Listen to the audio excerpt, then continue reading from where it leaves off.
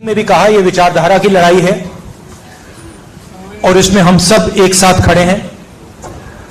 नमस्कार दोस्तों, हम लेकर आ चुके हैं आप लोगों के लिए 20 मिनट में सुबह की 50 ताज़ा और बड़ी खबरें बताएंगे। दोस्तों, प्रधानमंत्री नरेंद्र मोदी के ऊपर भड़के दोस्तों जो है ओपी राजभर बोले मोदी और योगी ने हरवा दिया। अब आप समझिए, अब तक जो चापलूसी कर रहे थे अब वही हार का जिम्मेदार बता रहा है।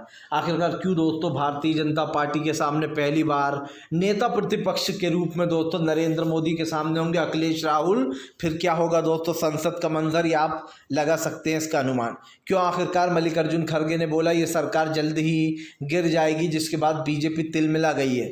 आखिरकार क्यों अखिलेश यादव ने दोस्तों बीजेपी को दे दी फिर से एक बार चुनौती। जी हाँ, 10 लोकसभा की सीटों पर होने वाले विधानसभा की सीटों पर होने वाले उपचुनाव। बताएंगे क्या है ये मामला, तमाम मुद्दों पर होगी बात। लेकिन उससे पहले अगर आपने अब तक हमारे चैनल को सब्सक्राइब नहीं किया है जल्दी से कर लीजिए, पास में एक घंटी आएगी इसको भी दबाइए ताकि हमारे हर वीडियो की जो अपडेट है दोस्तों वो आपको मिल पाए। दरअसल दोस्तों आपको बताते चले भारतीय जनता पार्टी के ऊपर जमकर भड़के राहुल गांधी बोले देश के लोगों ने नरेंद्र मोदी को नकार दिया है, देश की जनता बोल चुकी है कि हमें ऐसा पीएम नहीं चाहिए। दरअसल दोस्तों ये बात तो साफ हो चुकी है कि देश की जनता ने नरेंद्र मोदी को सीधी तरीके से मना कर दिया है। प्रधानमंत्री नरेंद्र मोदी को सिरे से नकार दिया देश की जनता ने, और उसके बावजूद भी पीएम पद संभाले हुए बैठे हुए हैं। खैर कब तक बैठे रहेंगे इसका कोई अनुमान नहीं लगा सकता। यही नहीं दोस्तों, राहुल गांधी पहली बार संसद में आपको बताते चले नेता प्रतिपक्ष के रूप में नजर आने वाले। और आप समझिए वो मंजर क्या होगा जब अखिलेश यादव और राहुल गांधी नेता प्रतिपक्ष के रूप में नजर आएंगे। सबसे बड़ी बात ये दोस्तों, नरेंद्र मोदी की सीधी टक्कर होती हुई नजर आने वाली है अब की बार राहुल और अखिलेश से। और आप जानते हैं कि एक बार अखिलेश यादव ने अमित शाह से जब बहस की थी तो अमित शाह चुपचाप बैठ गए थे, और राहुल गांधी के सामने तो वैसे भी नरेंद्र मोदी टिक नहीं पाते, ये आप भी जानते हैं। तो ऐसे में अब नेता प्रतिपक्ष राहुल गांधी चुन लिए गए दोस्तों, और अब की बार ज़बरदस्त तरीके से विपक्ष का हमला होने वाला है, खास करके संसद में। आपको बताते चले दोस्तों नीतीश कुमार और टीडीपी के बिगड़े बोल दोस्तों, आखिरकार क्या बीजेपी गिरने वाली है सरकार।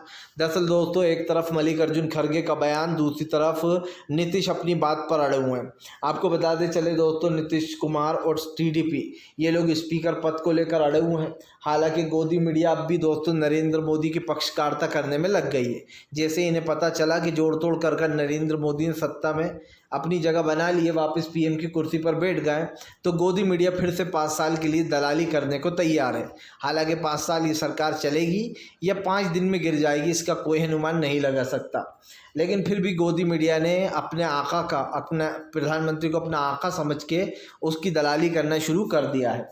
फिलहाल यही नहीं दोस्तों, अब नीतीश कुमार और टीडीपी शुरू से ये कह रहा है कि भैया उनको स्पीकर पद चाहिए, क्योंकि दोस्तों स्पीकर पद एक बहुत बड़ी जिम्मेदारी होता है, और बीजेपी के पास अगर वो होता है तो वो खास कर उठवा कर लोगों को संसद से बाहर फेंकवाती है, क्योंकि बीजेपी पूरी तरीके से दोस्तों उसका यूज़ करती है, या फिर यूँ कह दे दोस्तों कि फ़िलहाल विपक्ष को टारगेट करती है। हमने देखा पिछली बार संसद से एक साथ 50-50 100 सांसदों को निलंबित किया गया, और एक समय तो ऐसा आया जब एक साथ 146 सांसदों को निलंबित कर दिया गया, जो कि दोस्तों आप समझिए इंडिया की हिस्ट्री में पहली बार हुआ था कि 146 सांसदों को जो दोस्तों वो निलंबित कर दिया जाए। अब आप समझ सकते हैं कि देश की परिस्थितियां क्या हो रही हैं। प्रधानमंत्री नरेंद्र मोदी टीडीपी और नीतीश के सहारे तो हैं, लेकिन दोस्तों कब तक ही ये कोई बता नहीं सकता, क्योंकि नरेंद्र मोदी की राजनीति सब जानते हैं। और अगर नीतीश कुमार और टीडीपी ज़्यादा दिन साथ रहे तो ये मैं लिख के दे देता हूँ दोस्तों कि इन दोनों की पार्टियों को बर्बाद होने से कोई बचा नहीं सकता। कोई और करे ना करे, खुद बीजेपी ही इन्हें सत्यानाश कर देगी, क्योंकि हरियाणा में दुष्यंत चौटाला का गेम ओवर बीजेपी नहीं किया है। आपको बताते चले दोस्तों फिलहाल भारतीय जनता पार्टी के ऊपर दोस्तों जमकर भड़कते हुए नजर अखिलेश यादव। अखिलेश बोले हम तैयार होते हैं हमेशा। दरअसल दोस्तों आपको बताते चले अब पूरी जो गोदी मीडिया है वो एक चीज़ करने जा रही है दोस्तों। अब गोदी मीडिया कह रही है 10 सीटों पर उपचुनाव है, और ये रेस इंडिया गठबंधन और फिर से एनडीए वर्सेस है।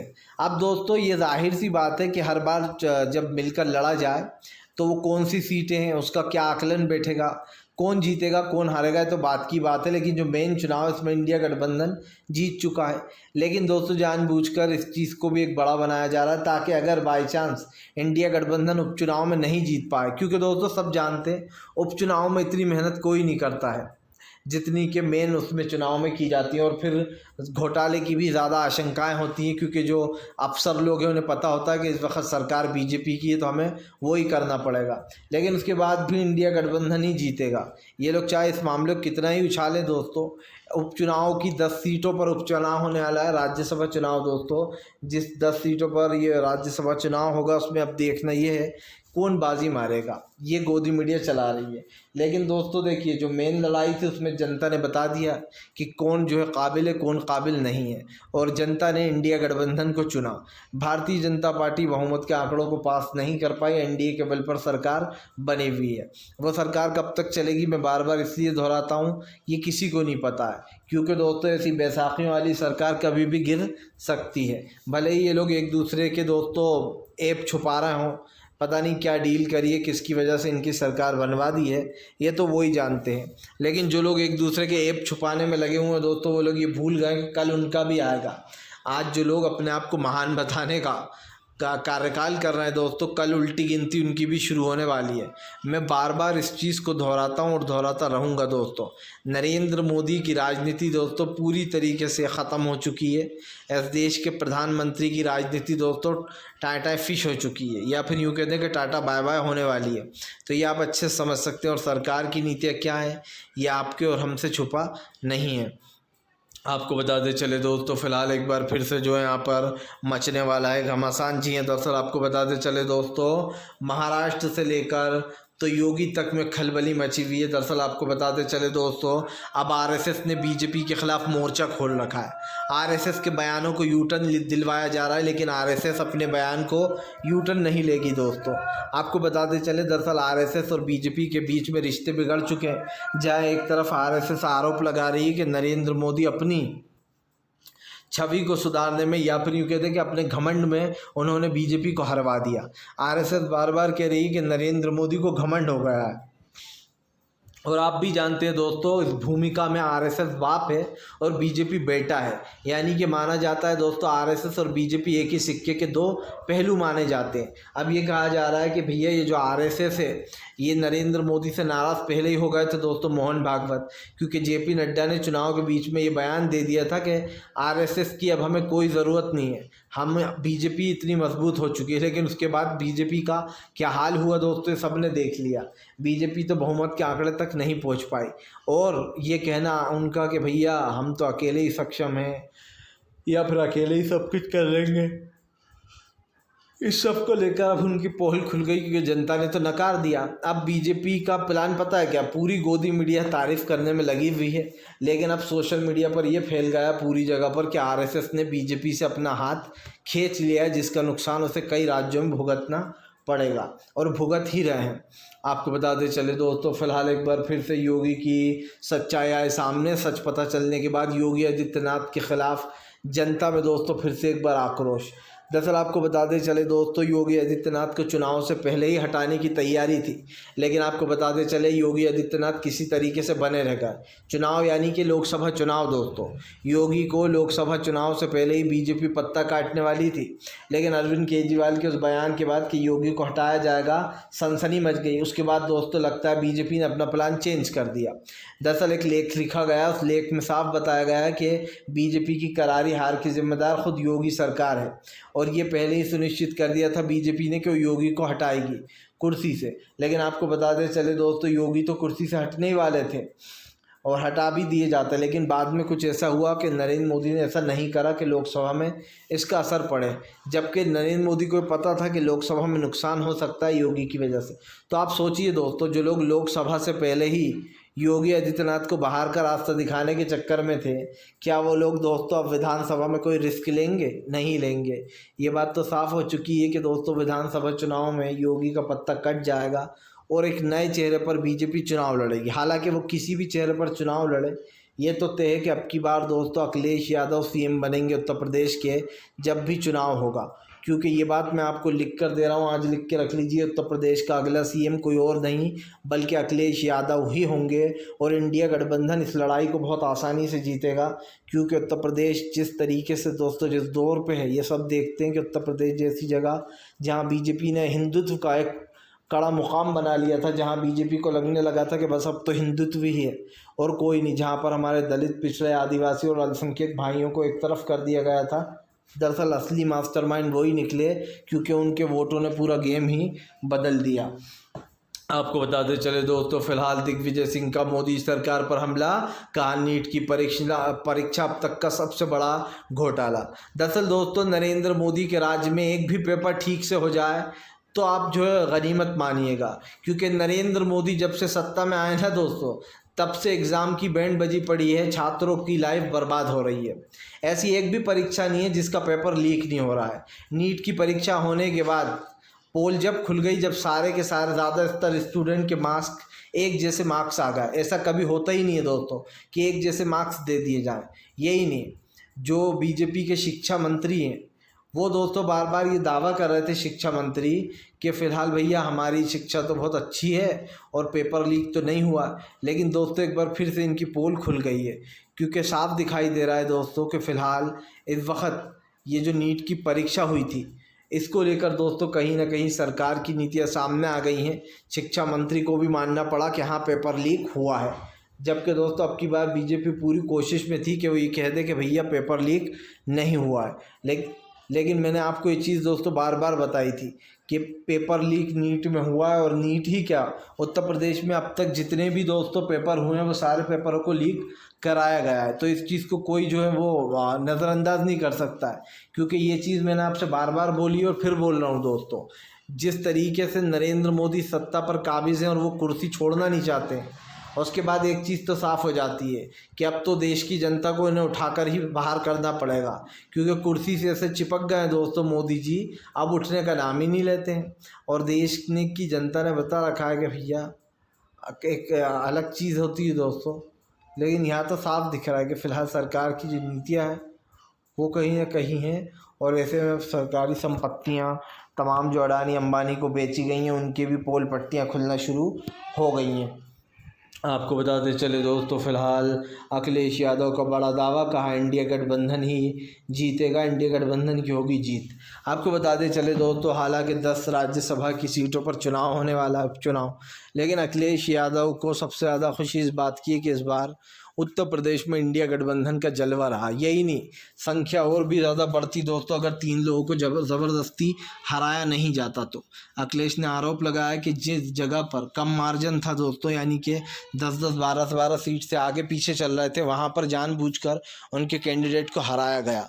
और अगर एक तरीके से देखा जाए तो अखिलेश यादव झूठ भी नहीं बोल रहा है, क्योंकि महाराष्ट्र की एक सीट पर ऐसा ही हुआ है।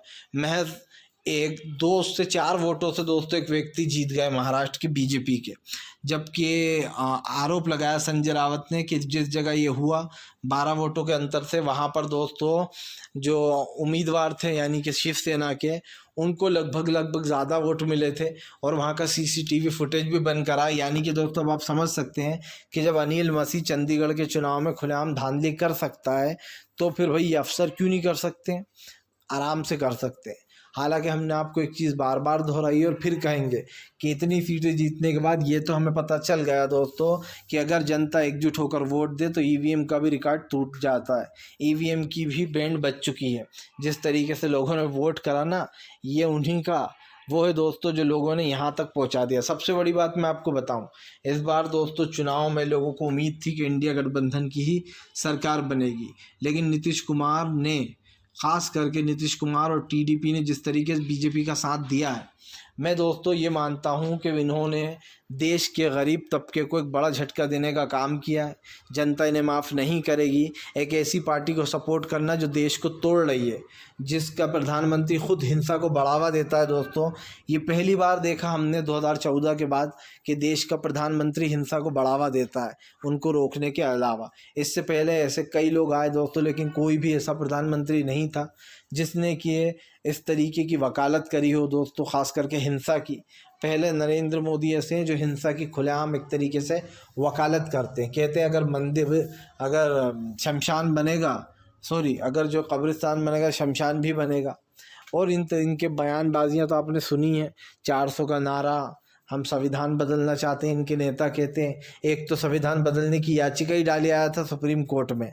तो आप समझ सकते हैं क्या किसी नेता की, मैं आपसे पूछना चाहता हूं दोस्तों, इतनी हिम्मत हो सकती है कि वो नरेंद्र मोदी और गृह मंत्री अमित शाह के पूछे बिना ये सब का करें? वो नेता नहीं हो सकती। मोदी जी चाहते तो उन लोगों को वहीं पर रोक देते, लेकिन दोस्तों बीजेपी के नेता आखिरी तक कहते रहे कि हम संविधान को बदलेंगे। इसका मतलब तो यही था कि आप लोगों की इसमें मंजूरी थी, बल्कि आप लोगों ने अंधभक्तों को खुश कराने के लिए अपने नेताओं को ये जाप दिया था कि रटते रहना, हम 400 इसलिए चाहते हैं ताकि हम देश का संविधान बदल दें। तो आप समझ सकते हैं कि नरेंद्र मोदी को भी राहुल गांधी ने झुका डाला दोस्तों संविधान के आगे। और कहते हैं ना दोस्तों, कहते थे ना मोदी है तो मुमकिन, अब उल्टा हो गया। अब राहुल है तो देश की जनता के लिए दोस्तों सब कुछ मुमकिन है, क्योंकि राहुल गांधी देश के जननायक बन चुके हैं दोस्तों। और जब जननायक अपने असली रूप में आ गया है तो भाई जनता पीछे क्यों रहे? सीधी सी बात है दोस्तों, नफ़रत के बाज़ार में मोहब्बत की दुकान, हर जगह राहुल गांधी का डंका चुनाव से पहले ही ये चीज़ कह दी थी। नसीरुद्दीन शाह ने अभी एक बयान भी दिया, उसमें उन्होंने कहा कि 2024 का चुनाव जब भी होगा, 2024 का चुनाव का जब भी जिक्र होगा वो राहुल गांधी के नाम से जाना जाएगा। क्योंकि दोस्तों राहुल गांधी ने ना नरेंद्र मोदी की सियासत हिला दी, बल्कि नरेंद्र मोदी के रखे हुए कदमों को खींच लिया और गिरा दिया उनको। मैं मानता हूँ राहुल गांधी इस देश के सबसे बेस्ट नेता है। आपको बताते चले दोस्तों, फिलहाल एक बार फिर से भारतीय जनता पार्टी के ऊपर जमकर भड़कते हुए नजर आए दोस्तों संजय रावत बोले जल्दी ही महाराष्ट्र में सरकार गिरने वाली है। दरअसल दोस्तों महाराष्ट्र में कुछ भी ठीक नहीं चल रहा। एक तरफ दोस्तों बीजेपी और अजीत पवार में ठन गई है, माना जा रहा अजीत पवार को बीजेपी कह रही है कि बाहर का रास्ता दिखाएंगे, तो वहीं दूसरी तरफ अजीत पवार अपना बदला लेने को तैयार हैं। दोस्तों मैंने तो पहले ही कहा था कि अगर आप किसी के साथ बेईमानी करते हो तो आपके साथ भी वो होता है। अब मान लीजिए दोस्तों अजीत पवार के सारे नेता विधायकों को नरेंद्र मोदी ने ख़रीद लिया, तो भैया अजीत पवार तो अकेले पड़ जाएंगे और अजीत पवार को भी कोई और धोखा देकर उनका बॉस बन जाएगा। जैसे उन्होंने अपने चाचा शरद पवार को धोखा दिया दोस्तों अजीत पवार ने, और उनकी शिवसेना का नाम और सिंबल भी छीन लिया, वैसे ही दोस्तों अब अजीत पवार को हो सकता है उनकी पार्टी के किसी बड़े नेता को ये कह दिया जाए कि अजीत पवार को छोड़ो, अजीत पवार की जगह तुम्हें सीएम बना दूंगा। तो इसमें दोस्तों कोई दोहराई नहीं होना चाहिए कि वो व्यक्ति अजीत पवार को भी धोखा दे देगा और फिर अपने विधायकों को लेकर बीजेपी के साथ मिल जाएगा। तो जो कभी अजीत पवार ने शरद पवार के साथ किया है वही अब जो है अजीत पवार के साथ भी हो सकता है। क्योंकि हमने तो अब तक यही देखा है, जो लोग भी बीजेपी को छोड़ने की बात करते हैं कि अब हम गठबंधन तोड़ रहे हैं, उनके विधायकों को ख़रीद लेती है बीजेपी और अपनी पार्टी में शामिल कर लेती है। यकीन नहीं है, अभी हरियाणा में जेजेपी ने बगावत कर दी थी दुष्यंत चौटाला ने, और कहा था कि हम तो भैया इनसे शक्ति प्रदर्शन के लिए कहा जाए, इनकी सरकार गिर जाएगी हरियाणा में क्योंकि इनके पास पूर्ण बहुमत नहीं है। तो पता है क्या हुआ दोस्तों, अब बीजेपी ने क्या चाल चल दी थी कि जो दुष्यंत चौटाला के विधायक थे, जिनके बल पर वो कह रहे थे कि हमने सदस्यता खींच लिए, बीजेपी ने उन विधायकों को वापस ख़रीद लिया दुष्यंत चौटाला के हाथ से और उनको अपनी तरफ ले आए और उन लोगों ने दुष्यंत चौटाला को धोखा दे दिया। ऐसा ही आपको याद होगा बिहार में मुकेश साहनी के साथ किया बीजेपी ने। पहले तो मुकेश साहनी को अपनी पार्टी में, अपना दल के मुकेश साहनी को अपनी पार्टी में ले लिया और बीजेपी ने बिहार में नीतीश के साथ मिलकर अभी सरकार बनाई। लेकिन जब मुकेश साहनी और बीजेपी में ठन गई तो बीजेपी ने मुकेश साहनी के तीनों विधायकों को ख़रीद लिया। तो दोस्तों आप देख लीजिए, बीजेपी कोई एक को भी नहीं छोड़ती है, और उसके साथ जितनी भी पार्टियां हमजोली में रही ना, उसने एक एक करके सारे विधायकों को ख़रीद डाला। और दोस्तों नीतीश कुमार के विधायक तक खरीद चुकी है बीजेपी, लेकिन उसके बाद भी बीजेपी के पास चले जाना। और चंद्रबाबू नायडू में ज़रा सी भी अगर शर्म होती, ज़रा सी भी अगर इज्जत होती है, शर्म होती, तो वो बीजेपी में कभी शामिल नहीं होते दोस्तों, क्योंकि ये बीजेपी थी जिसने चंद्रबाबू नायडू को गिरफ्तार करवाया था। और आप भी समझ सकते हैं कि ऐसे इंसान से जाकर सिर्फ सत्ता के लालच में मिल जाना जनता के साथ तो धोखा है ही, लेकिन जनता